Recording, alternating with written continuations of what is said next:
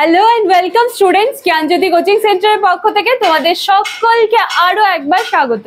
আমি ইয়াসমিন, আমি তোমাদের ইউনিভার্সিটির আন্ডারে এডুকেশন সাবজেক্টটি নিয়েই কিন্তু তোমাদেরকে পড়ানোর এবং গাইড করার চেষ্টা করছি। তোমরা যারা প্রত্যেক দিন কিন্তু আমাদের জ্ঞানজ্যোতি কোচিং সেন্টারের সাথে থ্রু ইউটিউব ভিডিওস এর মাধ্যমে জুড়ে আছো এবং আমাদেরকে এভাবেই সাপোর্ট করে চলেছো, কিন্তু তোমাদের অনেকেরই জানা নেই যে আমাদের জ্ঞানজ্যোতি কোচিং সেন্টারের সাথে যদি সরাসরি যুক্ত হতে চাও, আমাদের আরো যারা স্যার ম্যামরা আছে তাদের ভিডিওসও তোমরা দেখছো এবং তাদের কাছে যদি তোমরা পড়তে চাও, ইভেন আমার কাছেও যদি তোমরা পড়তে চাও, কিন্তু তোমাদের জানা নেই যে আমাদের সাথে কি করে তোমরা যুক্ত হবে, তাহলে তাদেরকে একটা ছোট্ট সলিউশন দিয়েই কিন্তু আজকে টপিকটা আমি স্টার্ট করব। আমার যারা পেইড ব্যাচের স্টুডেন্টসরা আছে তারা তো জানোই তারা কি করে আমাদের সাথে যুক্ত হতে পেরেছিলেন। আচ্ছা চলো আমি সলিউশনটা দিয়ে কিন্তু একেবারে আজকে টপিকে চলে আসবো। দেখো তোমরা এখানে কর্নারে দুটো নাম্বার দেখতে পাচ্ছ, এই নাম্বার দুটি কিন্তু আমাদের জ্ঞানজ্যোতি কোচিং সেন্টারের অফিসিয়াল হেল্পলাইন নাম্বার। এই দুটি নাম্বারের মধ্যে যে কোনো একটি নাম্বারে কিন্তু তোমরা কল করে অনায়াসেই আমাদের সাথে যুক্ত হয়ে যেতে পারো। কোর্স ডিউরেশন তোমাদের রয়েছে 6 মান্থস এর। এছাড়া কোর্সটি রিলেটেড আরো যা কিছু তোমাদের কোয়ারিজ আছে সমস্তটাই কিন্তু তোমরা এই দুটি নাম্বারের মধ্যে যে কোনো একটি নাম্বারে কল করবে, কল করে কিন্তু তার সলিউশন পেয়ে যেতে পারো। ঠিক আছে, চলো আর কথা না বাড়িয়ে কিন্তু আজকের আমি টপিকটা স্টার্ট করছি। দেখো এর আগের দিনে কিন্তু আমি আলোচনা করেছিলাম যে শিক্ষায় সমতা, হ্যাঁ সাম্য বা সমতা কি সেটা কিন্তু আমি বুঝিয়েছিলাম।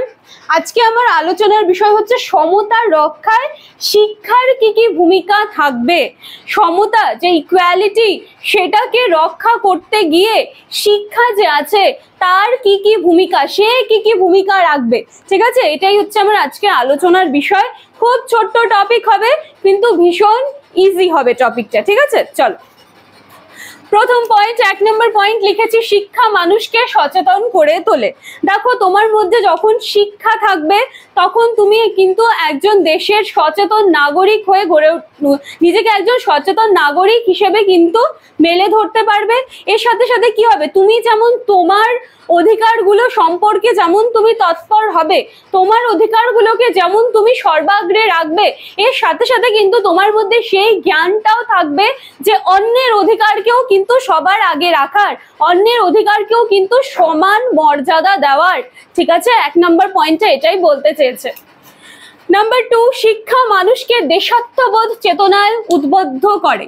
মানে তোমার মধ্যে যখন সেই শিক্ষার আলোটা জ্বলে উঠবে তখন কিন্তু কি হবে, তুমি শুধু তোমার বাড়ি, তোমার পরিবেশ বা তোমার সমাজকে ছাড়িয়েও কিন্তু, মানে তোমার পরিবেশ, তোমার সমাজ সবকিছুই থাকছে, কিন্তু এর সাথে সাথে তুমি তোমার দেশকে নিয়ে, তোমার দেশের ভালো কিসে হবে সেই চেতনায় কিন্তু তুমি উদ্বুদ্ধ হবে।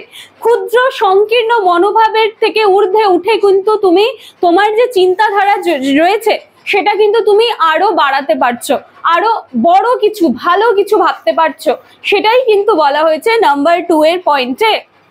এরপরে রয়েছে শিক্ষিত মানুষ শান্তিপ্রিয় হয়। অবশ্যই শিক্ষিত মানুষ অবশ্যই শান্তিপ্রিয় হয়, কারণ তাদের মধ্যে সেই কি বলবো, সেই নলেজটা থাকে।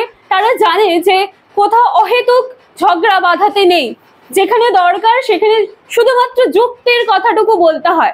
অবশ্যই শিক্ষিত মানুষ শান্তিপ্রিয় হয়, যার ফলে কি হচ্ছে, সে তার পরিবেশ সমাজে কিন্তু এর ফলে শান্তি বজায় রাখে, এবং এর ফলে শুধুমাত্র পরিবেশ সমাজ তো আমরা বলবোই, এর সাথে সাথে কিন্তু আমাদেরকে আমাদের দেশেরও যে শান্তি আছে সেই ক্ষেত্রেও কিন্তু আমাদের খেয়াল রাখতে হবে। তাহলে এই ছিল আজকের ছোট্ট 3টা পয়েন্ট। জাস্ট আমি পয়েন্টগুলো এখানে লিখেছি এবং প্রত্যেকটা পয়েন্ট কি বলতে চেয়েছে সেটা কিন্তু আমি আলোচনা করে দিলাম। এর পরের দিনে তোমরা আরেকটা ক্লাস পাবে শিক্ষা সমতার সাথে যুক্ত। ঠিক আছে, তাহলে আজকের ক্লাসটা ভালো করে দেখে নিও। এর আগের দিন কিন্তু আমি শিক্ষায় সমতা বা ইকুয়ালিটি বলতে কি বোঝায় সেটা কিন্তু আমি ক্লিয়ার করেছিলাম। আজকে এই যে সমতা রক্ষা, আগের দিন যেটা আমরা পড়লাম ইকুয়ালিটি, সমতা রক্ষা, সেটা রক্ষা করতে গিয়ে শিক্ষার কি কি ভূমিকা থাকবে সেটা কিন্তু আজকে আমি আলোচনা করে দিলাম। আজকের ক্লাসটা এইটুকুই থাকছে, নেক্সট দিন দেখা হচ্ছে কিন্তু আরো একটা টপিক নিয়ে।